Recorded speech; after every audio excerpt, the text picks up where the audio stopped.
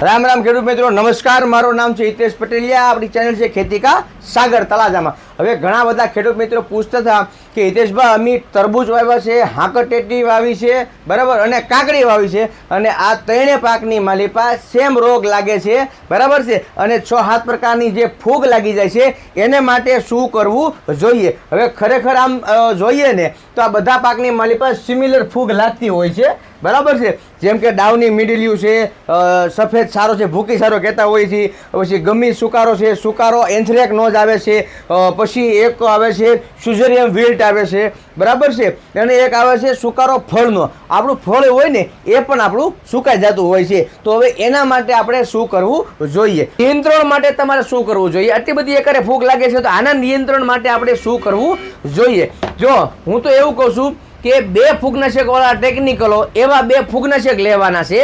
2 ટેકનિકલો વાળા ફૂગનાશકો હોય એવા 2 ટેકનિકલ ફૂગનાશક લેવાના છે, અને એક લેવાનું છે કે એને બહુ વ્યવસ્થિત રીતે એને ખોરાક મળી રહે. અને આ તરબૂચ છે, હાકરટેટી છે અને કાકડી છે, આ ટૂંક સમયની મારી પાકી જવાવાળો આપણો પાક છે. તો આના માટે શું કરવું જોઈએ? તો એને માટે હું તમને સીધી ચોખ્ખી દવા આપું, તમને બધાના મળી રહે. એક આવશે તમારે એઝોસ્ટ્રોબિન અને ડાયફેનકોનાઝોલ. કયું આવશે? સમ્રાટ. ડૉક્ટર પ્લાન્ટ વાળાનું છે. આની જગ્યાએ તમે સિજન્ટાનું એમિસ્ટારે લઈ શકો. આની જગ્યાએ તમે ધાનુકા કંપનીનું ગોડીવા આવે એ પણ લઈ શકો છો. એટલે કે તમે એઝોસ્ટ્રોબિન અને ડાયફેનકોનાઝોલ એટલે કે ડૉક્ટર પ્લાન્ટ પ્રોટેક્ટનું સંગ્રામ આવે, બરાબર, એ પંપે 25 ml, બરાબર, અને એની સાથે આવે છે ગેલેલિયો વે. કયું આવે છે? ગેલેલિયોની, ગેલેલિયો સેન્સાઈની, ગેલેલિયો વે. હવે આની મારી પાસે પિકોક્સીટ્રોબિન અને પ્રોપિકોનાઝોલ આવશે. કયું? પિકોક્સીટ્રોબિન અને પ્રોપિકોનાઝોલ, જે અત્યારના નવા જમાના પ્રમાણે તાકાતવર ફૂગનાશક છે, બરાબર. તો હવે આ તમારે લેવું જરૂરી છે. હવે આ સિવાય તમને હજી એક ફૂગનાશક તમને દવા બતાવું ખાસ ખેડૂત મિત્રો, બરાબર છે. એ આવશે BSF કંપનીનું પ્રાયક્ઝર. શું આવશે? BSF કંપનીનું પ્રાયક્ઝર, જેમાં ફ્લુક્સાપાયરેડ અને પાયરોક્લોસ્ટ્રોબિન આ પણ ટેકનિકલ આવે છે. હવે જો વાત કરું કે 2 ટેકનિકલ વાળી 2 દવા નાખવાની કીધી આપણે, એટલે કે આમાં 2 ટેકનિકલ છે, આમાં પણ 2 ટેકનિકલ છે, અને આમાં પણ 2 ટેકનિકલ છે. તો આ 3 દવામાં 2 ટેકનિકલો છે. હવે આનો ઉપયોગ કેવી રીતે ખાસ કરવાનો છે કે ભાઈ પહેલો તમે સ્પ્રે કરો છો, તો એમાં તમારે BSFનું પ્રાયક્ઝર અને સમ્રાટ આ 2 વસ્તુ તમે એને આપી દો, બરાબર. આમાંથી તમારે 10 થી 12 ml આપવાનું છે, આમાંથી તમારે 20 થી 25 ml આપવાનું છે, અને એની સાથે તમારે સંગમ આપવાનું છે પંપે 40 થી 50 ml લખે. હવે આની વાત આપણે શું કામ કરી છીએ? કારણ કે આની માલપા બધી જ પ્રકારના એના ખોરાક આવી જાય છે. જે કાંઈ જોવે ને એ બધા આવી જાય છે. બોરોન છે, કેલ્શિયમ છે, કોપર છે, આયર્ન છે, પોટેશિયમ છે, મેગ્નેશિયમ છે, નાઇટ્રોજન છે, મોલિબ્ડેનમ છે, સોડિયમ છે, ઓર્ગેનિક સી છે, ફોસ્ફરસ છે, pH મેન્ટેન કરે છે, સોડિયમ આલ્ફાનાઇટ આવે છે, અને ઝિંક પણ આવે છે. આવા ઘણા બધા તત્વો આની માલપા મળે છે. એટલે કે છોડવાને જે કાંઈ ફૂગની અસરની હિસાબે છોડવો જે કાંઈ તમને કોઈ ઢીલા પોસો થઈ ગયો છે એ તાત્કાલિક ધોરણે ઊભો થાય, બેઠો થાય, તાકાતમાં છોડવા આવી જાય. છોડવાને એને એટલી જ વસ્તુ જોવે છે કે એક તો એને ફૂગ ન લાગવી જોવે, અને બીજું એને ખોરાક ન ખૂટવો જોવે. એટલે તમારો છોડવો ટબ્બા રેખો રે, હાઈ ક્લાસ તોડી નાખે એવો રે. એટલા માટે તમારે આ વસ્તુ કરવું જરૂરી છે, બરાબર છે. આ તો બધા છંટકાવમાં વારે વારે નાખતું જ જવાનું છે, બરાબર.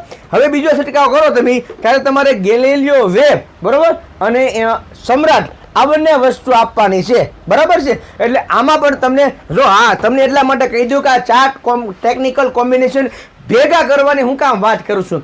કારણ કે શાળું, ઉનાળું, ચોમાસું ત્રણે એક સરખો મોસમ રહેતો નથી. ત્રણેયમાં વાતાવરણ ચેન્જિંગ આવે છે, બરાબર, અને અલગ વાતાવરણની માલિપા ફૂગ પણ લાગી જાય છે, વરસાદ પણ આવતો હોય છે, પાણી પણ ભરાતું હોય છે, અને આપણા જે પાક હોય ને, બરાબર, એની નસુક પણ ફાટી, વેલા પણ ફાટી જતા હોય છે. હવે આ દવા અને અથવા તમારે કયા પાકમાં, એ પાકમાં તમારી રોગ છે કે નથી તમને ખ્યાલ ન હોય, અથવા તો તમે આખા ખેતરમાં તમે આંટો મારવા ન જઈ શકતા હો, અને હરેક વેલામાં પણ અમુક ટકા અલગ અલગ રોગ હોઈ શકે છે. એટલા માટે 2 ફૂગનાશક વાળી 2 દવાની બાટલી અને 2 એક પંપમાં નાખીને વ્યવસ્થિત ઘાટી સાટી ગયો એટલે લગભગ તમારા જે કાંઈ પાકમાં આવતા રોગ છે એક હારે બધા કંટ્રોલ થઈ જાય.